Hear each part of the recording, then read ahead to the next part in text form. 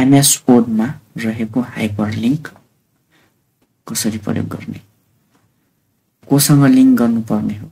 म चाहिँ video वोडसँग link गर्ने हो, त्यसैले सिलेक्ट गरे भिडियोलाई र इन्सर्ट ट्याबमा जाउँ। इन्सर्ट ट्याबमा गइसकेपछि हाइपरलिंक मा क्लिक गर्छु।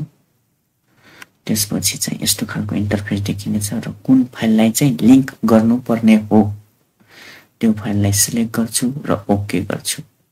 सजिलै लिंक भएर ब्लू कलर विथ अन्डरलाइन पनि भएको छ। यो लिंकलाई फ्लो गर्नको लागि चाहिँ कन्ट्रोल क्लिक गर्नुपर्छ। यसरी कन्ट्रोल क्लिक गरिसकेपछि यो चाहिँ ओपन गर्नुपर्यो, लोकेसन एस गर्नुपर्यो अनि फ्याक्ट खुल्छ। यो चाहिँ मैले लिंक गरेको फाइल यसरी एक्सेस गर्न सकिन्छ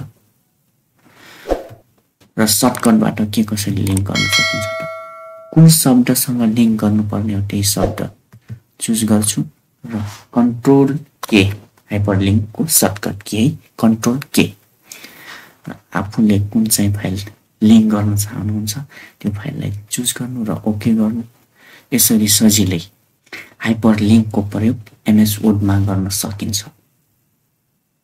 साथीहरु भिडियो कस्तो लाग्यो लाइक कमेन्ट शेयर। यदि च्यानलमा नयाँ हुनुहुन्छ भने च्यानललाई सब्स्क्राइब गर्न नभुल्नुहोला। हस्त धन्यवाद।